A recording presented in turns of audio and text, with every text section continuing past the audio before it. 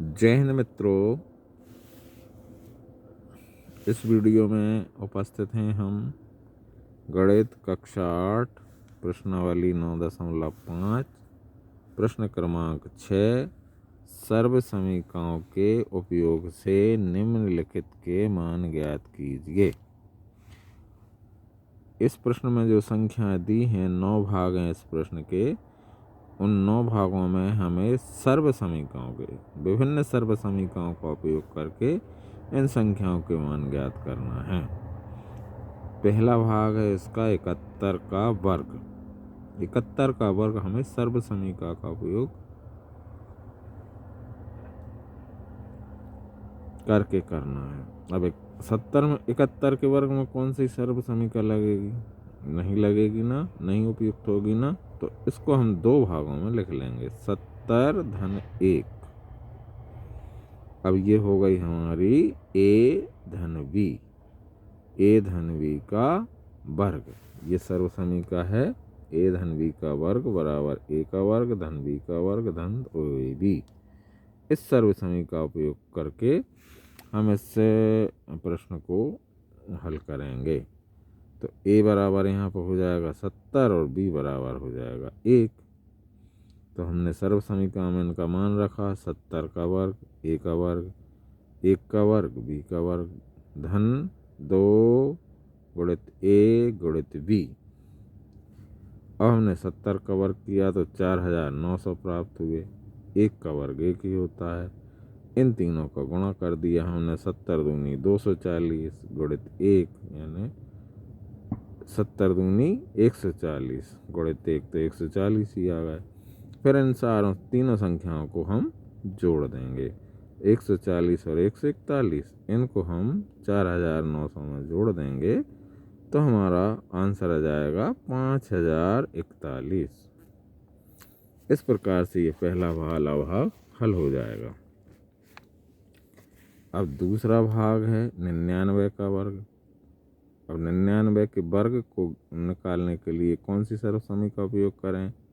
पहले हम इसकी भांति इसको भी 2 भागों में कर लें, इसके 2 हिस्से कर लें। तो हमने इसको कर लिया 100 ऋण 1। 100 में से 1 घटाएंगे तो 99 प्राप्त होगा। उसी रूप में हमने इसको लिख लिया 100 ऋण 1। अब ये हमारा हो गया a ऋण b का होल वर्ग। तो a ऋण b का होल वर्ग बराबर क्या होता है? a का वर्ग धन b का वर्ग ऋण 2ab। इस सर्व समीकरण का उपयोग हम इसमें करेंगे। तो 100 का वर्ग धन 1 का वर्ग ऋण 2 गुणित 100 गुणित 1। 100 का वर्ग 10,000 हो गया। 1 का वर्ग 1 और इन तीनों का गुणा। तो 2 का 100 में गुणा किया 200 हो गए और 200 का 1 में गुणा किया तो भी 200 ही हो गए।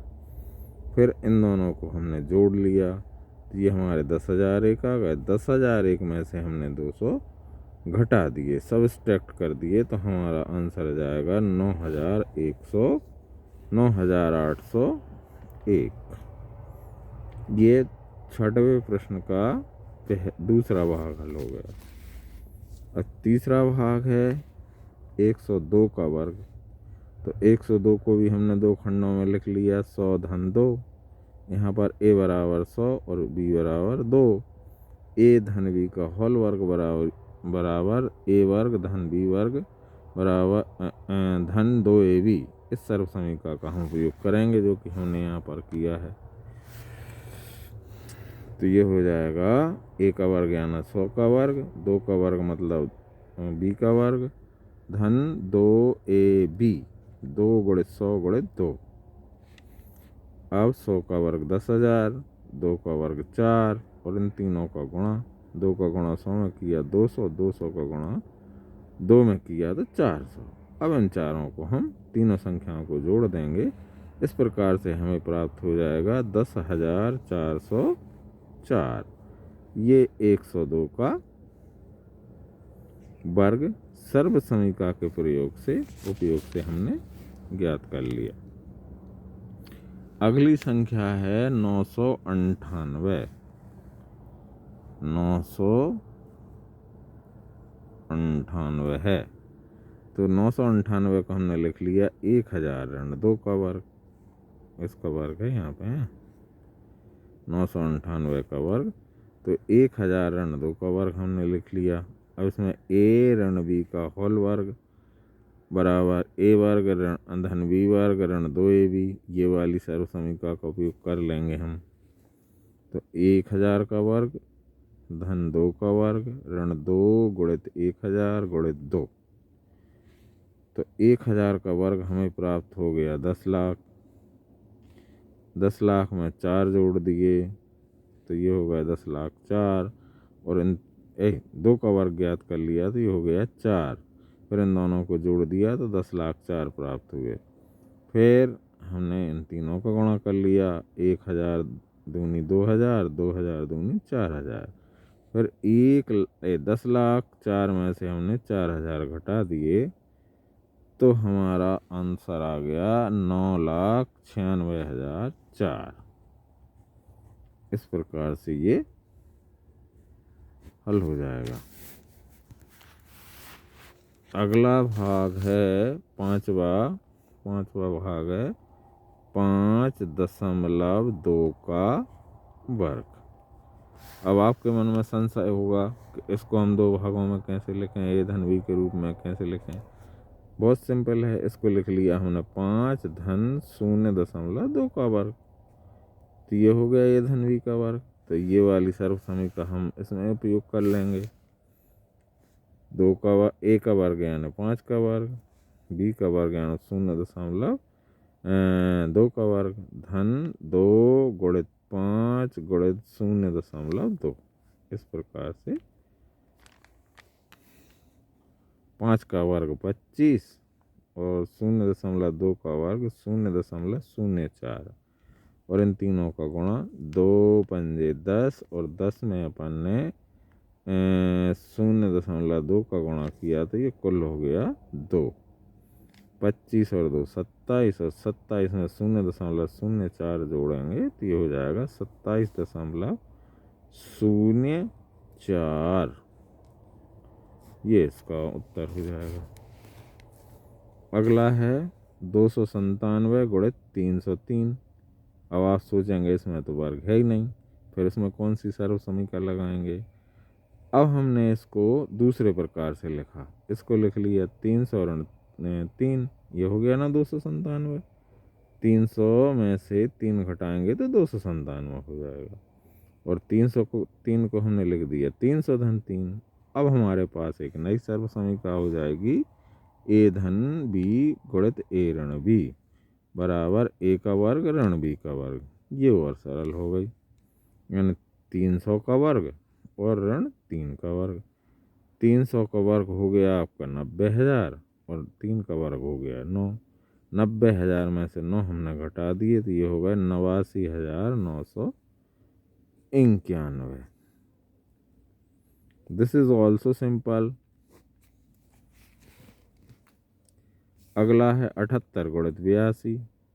78 गुणित 82, इसको हम 80 ऋण 2 लिख देंगे, ये 78 हो गए, और 80 धन 2 लिख देंगे, ये 82 हो गए। तो ये भी ए धन बी ए ऋण बी वाली सर्वसमीकरण इसमें लग जाएगी। तो ए धन बी गुणित ए ऋण बी बराबर होता है ए का वर्ग ऋण बी का वर्ग। तो 80 का वर्ग ऋण 2 का वर्ग। 80 का वर्ग हो गया 6,400 और 2 का वर्ग हो गया 4। तो 6,400 में से हमने 4 घटा दिए तो ये हमारा उत्तर हो जाएगा 6,396। बड़ी आसानी से हल हो जाते हैं भाइयों मित्रों बच्चों, बड़ी आसानी से सर्व समीकरणों का उपयोग करके हम इसको हल कर सकते हैं। अगला है 8.9, इसको भी हमने लिख दिया 8 धन 0.9 का वर्ग। तो इसमें ए धन बी का होल वर्ग वाली सर्व समीकरण हमने उपयोग करी है। ए का वर्ग यानी 8 का वर्ग गुणित 2 गुणित 8 गुणित 0.9 गुणित 0.9 का वर्ग।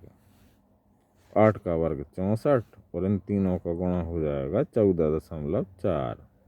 2 8 16, 16 9 144। तो इस प्रकार से हो जाएगा 14.4, फिर 9 का वर्ग 0.81, फिर इन तीनों को हम जोड़ देंगे तो यह जाएगा हमारा 78.4, इन दोनों को जोड़ने पर 78.4 हो जाएगा। इसमें 0.81 और जोड़ दिया तो हमारा हो गया 79.21।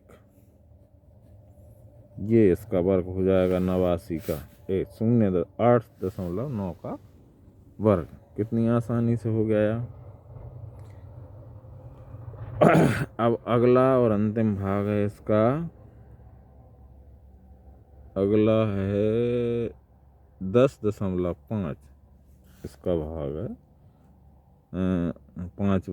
9वां भाग है। 10.5 और 9.5, इन दोनों का गुणा। 10.5 और 9.5 का गुणा। ये एक डिफरेंट टाइप का प्रश्न है। इसमें और डिफरेंट टाइप की सर्व समीकरण लगेगी। इसको हमने लिखा है 9 धन 1.5 और 9 धन 0.5। 10 को हमने क्या लिखा 9.1 धन 5 और 9.5 को लिखा 9 धन 0.5। इसमें जो सर्व समीकरण लगेगी वो ये वाली लगेगी। x धन a गुणित x धन b बराबर x का वर्ग धन a धन b गुणित x धन a गुणित b। ये वाली सर्व समीकरण इसमें हम उपयोग करेंगे। तो x का वर्ग यानी 9 का वर्ग, a धन b यानी 1.5 धन 0.5 गुणित 9 धन a गुणित b यानी 1.5 गुणित 0.5। 9 का वर्ग 81 और इन दोनों को जोड़ा हमने तो ये हो गए 1.5 और आधा हो गए 2 का 9 में गुणा किया हो गया 18 और इन दोनों का गुणा किया तो ये हो गए 0.75। 1.5 और 0.5 का गुणा किया तो 0.75 हो गया। फिर इन तीनों को हमने जोड़ दिया तो ये 99.75 इसका उत्तर हो गया। इस प्रकार से ये पूरा प्रश्न हल हो जाएगा। 6वां प्रश्न। जय हिंद। मिलते हैं अगले प्रश्न का हल लेकर।